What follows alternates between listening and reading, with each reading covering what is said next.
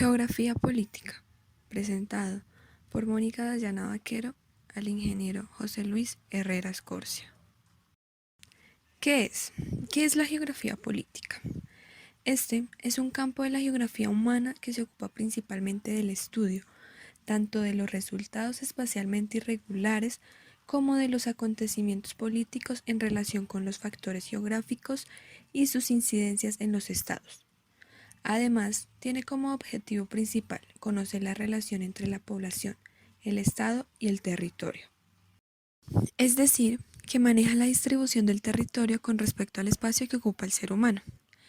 Pues su principal objeto de estudio son las instituciones políticas, que pueden ir desde un pequeño grupo de personas bien organizado y jerarquizado hasta un bloque económico o político de carácter internacional.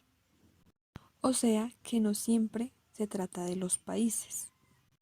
Y por esta razón se vuelve complejo este concepto, ya que se interesan todos los aspectos afines como los procesos políticos, sistemas de gobierno, repercusión de las acciones políticas. Además de comprender el espacio geográfico como población, nación, territorio, cultura, zona, pues es el medio en que se desarrollan las instituciones políticas. Bien, ahora vamos a hablar de la historia. El origen de la geografía política radica en la misma geografía humana, pues se vuelve un instrumento del colonialismo y de la expansión económica. Así, se evidencia que las primeras visiones de la época se centran en las consecuencias políticas y militares de la relación entre la geografía física, los territorios, los recursos y el poder del Estado. En general, se relaciona con la geografía regional, puesto que se logra centrar en las características físicas, económicas, sociales y culturales propias de cada región, asimismo con el determinismo geográfico, que resalta la influencia del medio ambiente sobre las actividades del ser humano. La historia de la geografía política puede dividirse en dos momentos. El primero se denomina geografía política clásica. Este surge a mediados del siglo XVIII, cuando se crea un debate acerca de la relación entre organización política y medio ambiente. Sin embargo, también se contempla que a finales del siglo XIX y a principios del siglo XX surge un nuevo análisis de la geografía política, pues se desarrolla de manera amplia un conjunto de términos tales como territorio, espacio, frontera, estado, nación, migración y condiciones territoriales.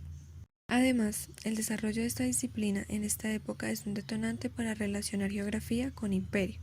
Igualmente, da pie para analizar y describir algunos de los territorios conquistados o explorados por un conjunto de grandes potencias y la redefinición de las fronteras en Europa occidental por sus dos guerras mundiales. También en ese momento surgió una cantidad importante de obras sobre lo que se puede llamar el modo geográfico de ver el Estado y las políticas públicas en su dimensión, instancia o forma territorial. Esta visión es abordada por una gran cantidad de autores. Ahora, el segundo momento se llama geografía política en el siglo XX. En esta época, los geógrafos toman como fundamento las obras de Ratzel, Anthropogeographic del año 1882 y Politis Geographic del año 1897, además de tener influencia de otros autores como Halford Mackinder, que en su conferencia más conocida, The Geographical Pivot of History, nos resalta que el que tenga el dominio de recursos naturales tendría el dominio del mundo en sus manos, es decir, que podría convertirse en una gran potencia mundial, y gracias a estos razonamientos se evidencia una repercusión en las ciencias sociales, que son utilizadas por militares, diplomáticos, diferentes autores en el marco de lo que se empezó a denominar la geopolítica. De la misma manera, se sigue contemplando y ampliando el término imperial colonial que se venía trabajando, pues en Alemania y Francia aparecen autores como Paul Vidal de la Blache. La geografía política presenta varios temas de interés, tales como espacio y poder, que está estrechamente ligado a la geopolítica, pues explican cómo la influencia que tiene el medio físico con los elementos geográficos, las fuerzas sociales y culturales. Además, se lo utiliza para denotar una cierta especialidad del poder que traspasa y transgrede las fronteras internacionales, es decir, la geopolítica es relacional cuando está asociada al espacio hombre. De la misma manera, presenta temas como dinámicas socioeconómicas o la geografía electoral, que es la que aborda el estudio del voto desde la perspectiva espaciotemporal, antes, durante y después de los resultados electorales, y esta se crea como un producto de la revolución cuantitativa. Asimismo, considera a la etnografía, pues es un campo que está estrechamente vinculado a la geografía humana, además de entenderse como la ciencia de los pueblos, es decir, que estudia de manera sistemática a las personas y la cultura, a través de la observación de sus prácticas culturales y sociales.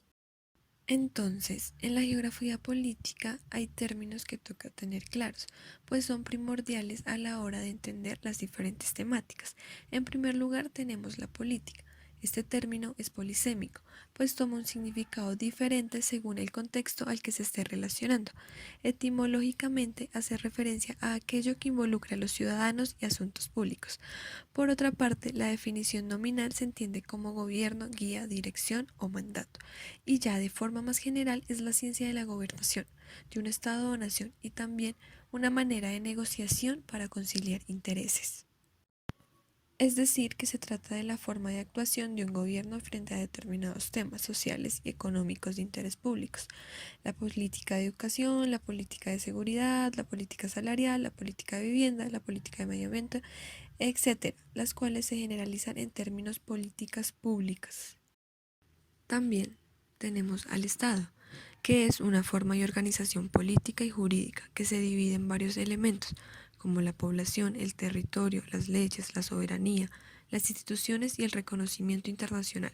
Además, está regulado por un tipo de organización, un sistema político y la relación con la religión, es decir, que presenta un régimen legal basado en una constitución política y cuenta con tres ramas del poder público: la ejecutiva, la legislativa y la judicial.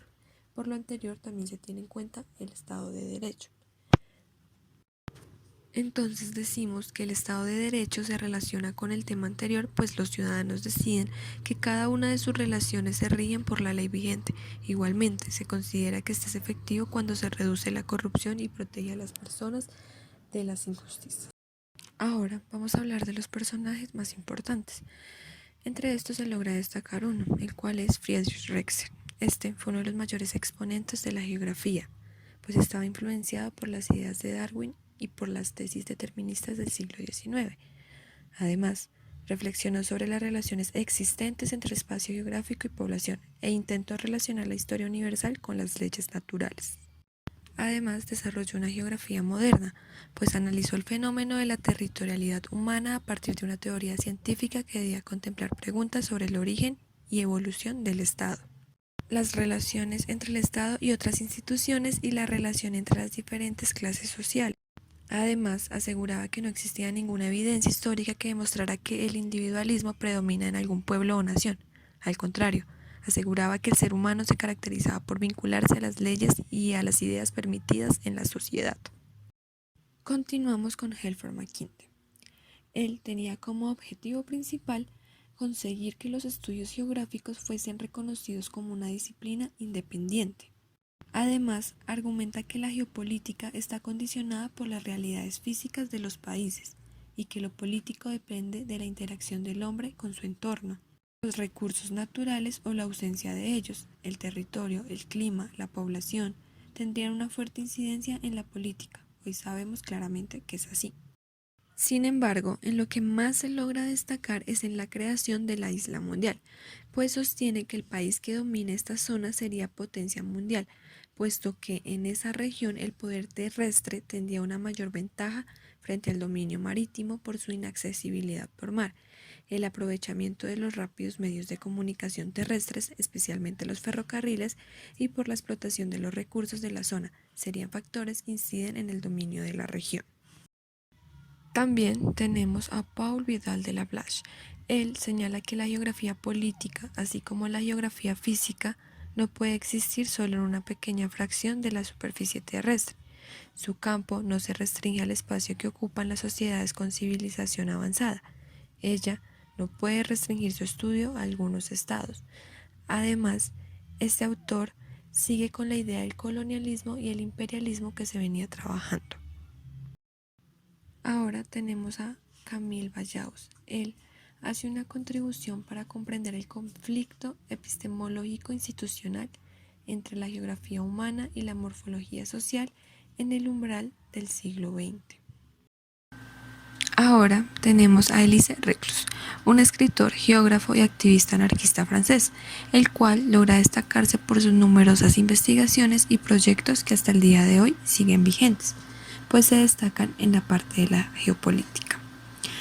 Además, se logra resaltar que creó un instituto geográfico el cual estaba desligado del Estado y tenía una educación basada en una enseñanza integral y con libertad científica e ideológica.